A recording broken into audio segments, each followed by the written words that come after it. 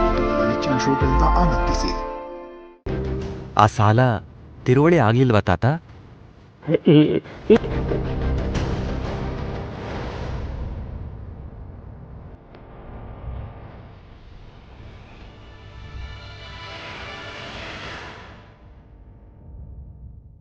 ತಾತ, ಸತ್ಯದ ಬೆಂಕಿ ಮುಂದೆ ಸುಳ್ಳಿನ ಕೆಂಡ ಸುಟ್ಟು ಬೂದಿ ಆಗ್ಲೇಬೇಕು. ದ್ವೇಷದಿಂದ ದ್ವೇಷ ಹುಟ್ಟುತ್ತೆಯೇ ಹೊರತು ಪ್ರೀತಿ ಹುಟ್ಟಲ್ಲ. ದ್ವೇಷ ಸಂಬಂಧಗಳನ್ನ ಹಾಳು ಮಾಡುತ್ತೆ, ಪ್ರೀತಿ ಸಂಬಂಧಗಳನ್ನ ಕಟ್ಟತ್ತೆ. ನಾವು ಕಟ್ಟೋರಾಗ್ಬೇಕೇ ಹೊರತು ಹಾಳು ಮಾಡೋರಾಗಬಾರ್ದು. ಯಾವುದೋ ದ್ವೇಷಕ್ಕೆ ಒಬ್ಬರನ್ನ ಮೋಸ ಮಾಡಿದ್ರೆ ಆ ಪಾಪದ ಗಂಟು ನಮ್ಮ ಹೆಗಲೇರ್ಕೊಂಡು ಜನ್ಮ ಜನ್ಮಾಂತರಕ್ಕೂ ಕಾಡುತ್ತೆ.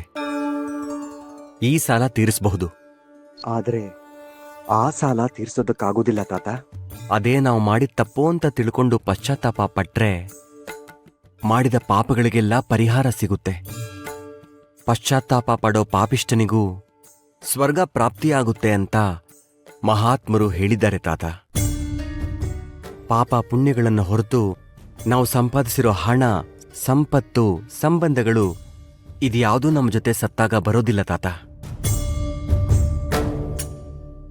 ಈಗ್ಲಾದ್ರೂ ಆ ಶ್ರೀಹರಿ ಪಾದಗಳಿಗೆ ಶರಣಾಗಿ ಸತ್ಯ ಹೇಳಿಬಿಡಿ ತಾತ. ವೆಂಕಟನಾಥ, ನಾನು ನಿನ್ನ ತಂದೆಗೆ, ನಿಮ್ಮ ಕುಟುಂಬಕ್ಕೆ ತುಂಬಾ ಅನ್ಯಾಯ ಮಾಡಿಬಿಟ್ಟೆ. ಆದ್ರೆ ನೀನು ಬಂದು ನನ್ನ ಕಣ್ಣು ತೆರೆಸಿದೆ. ಆ ಸುಬ್ರಾಯಪ್ಪನ ಸಾಲ ಸಂದಾಯ ಆಗಿರೋದು ನಿಜ. ನಿಮಗೆ ತೊಂದರೆ ಕೊಡಬೇಕು ಅಂತ ನನ್ನ ಮಗ ಸುಳ್ಳು ಕತೆ ಕಟ್ಟಿದ್ದಾನೆ. ದಯವಿಟ್ಟು ಕ್ಷಮಿಸ್ಬಿಡಪ್ಪ, ಕ್ಷಮಿಸ್ಬಿಡು. ಅದ್ರ ಪತ್ರ ಇಲ್ಲೇ ಇದೆ, ತರ್ತಿಂತಾನೆ.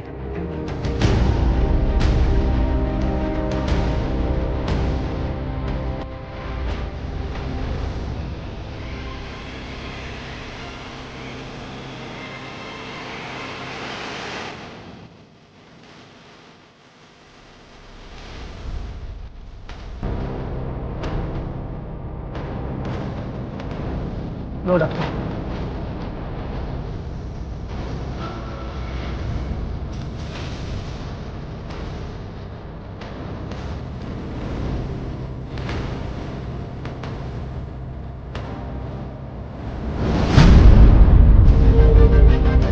ಇದಾ ತಾತ?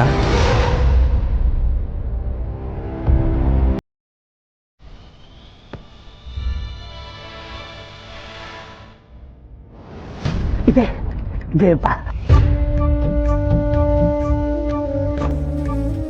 ನಿಮ್ಮಿಂದ ತುಂಬಾ ಉಪಕಾರ ಆಯ್ತು ತಾತ.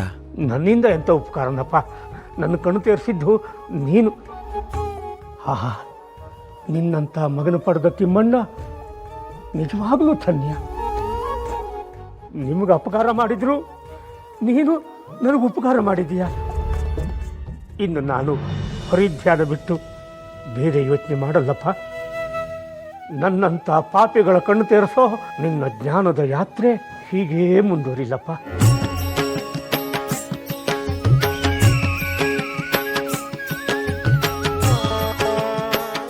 ದೊಡ್ಡವರು ನಮಸ್ಕಾರ ಮಾಡಬಾರ್ದು, ಆಶೀರ್ವಾದ ಮಾಡಬೇಕು.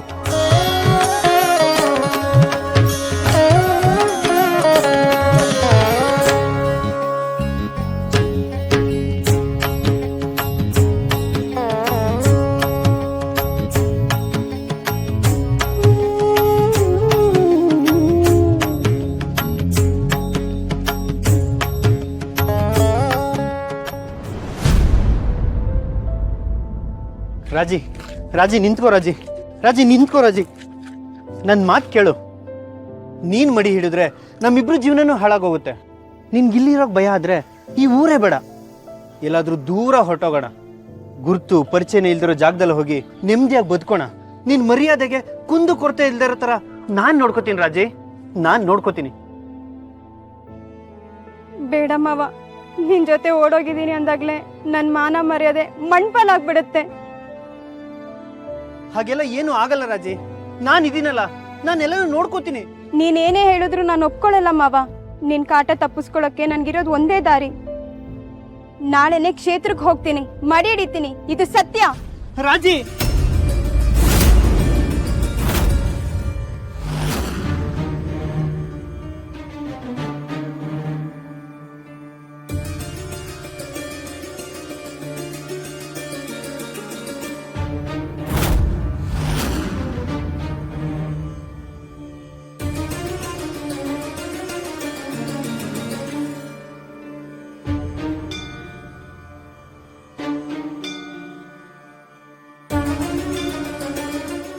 ಹೋಯ್ತು, ನನ್ನ ಮರ್ಯಾದೆ ಹೋಯ್ತು. ನನ್ನ ಅಪವಿತ್ರನಾಗಿ ಮಾಡ್ಬಿಟ್ಟೆ. ನನ್ನ ಊರಲ್ಲಿ ಈಗ ಹೇಗ್ ತಲೆ ತಿರುಗ್ಲಿ? ಸಾಯ್ತೀನಿ. ರಾಜಿ ನಿಂತ್ಕೋ. ರಾಜಿ, ರಾಜಿ, ರಾಜಿ ನಿಂತ್ಕೋ. ರಾಜಿ ಓಡ್ಬೇಡ. ರಾಜಿ ನಿಂತ್ಕೋ. ರಾಜಿ,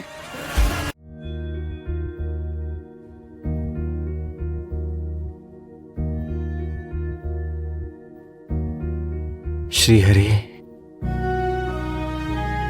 ನೋಡಮ್ಮ, ಆತ್ಮಹತ್ಯೆ ಮಹಾಪಾಪ. ಬುದ್ಧಿ ಇದೆಯಾ ನಿನ್ಗೆ? ನೀನ್ ಸತ್ತೋದ್ರೆ ನಾನ್ ಬದುಕಿರ್ತೀನಿ ಅನ್ಕೊಂಡ್ಯಾ?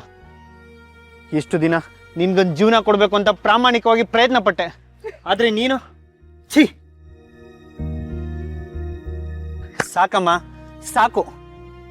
ಇನ್ನು ನಿನ್ ದಾರಿ ನಿನ್ಗೆ, ನನ್ ದಾರಿ ನನ್ಗೆ. ಏನಾದ್ರೂ ಮಾಡ್ಕ ಹಾಳಾಗೋಗು. ಲೋಹಿತ, ಇನ್ನೇನ್ ಮಾಡ್ಲಿ ಅಣ್ಣ? ಎಷ್ಟು ಹೇಳಿದ್ರು ಕೇಳ್ತಾನೆ ಇಲ್ಲ. ನೋಡಿ, ನಿಮ್ಮಿಬ್ಬರಿಗೂ ನನ್ನ ಮೇಲೆ ನಂಬಿಕೆ ಇದ್ರೆ ನನ್ನ ಜೊತೆ ಬನ್ನಿ. ಪ್ರಾಮಾಣಿಕತೆ ಇದ್ರೆ ಸಮಸ್ಯೆ ತಾನಾಗೆ ಬಗೆಹರಿಯುತ್ತೆ.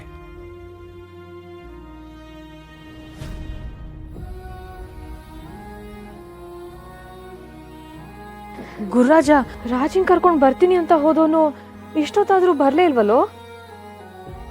ಅಲ್ಲ, ಅವ್ರ ಮಾವನ್ಗೆ ಏನಾದ್ರೂ ವಿಷಯ ತಿಳಿದು ತರ್ಕ ಮಾಡೋದಕ್ ನಿಂತ್ಬಿಟ್ಟ ಹೇಗೆ ಅಂತ. ಓಹ್, ಬಂದಲ್ಲ.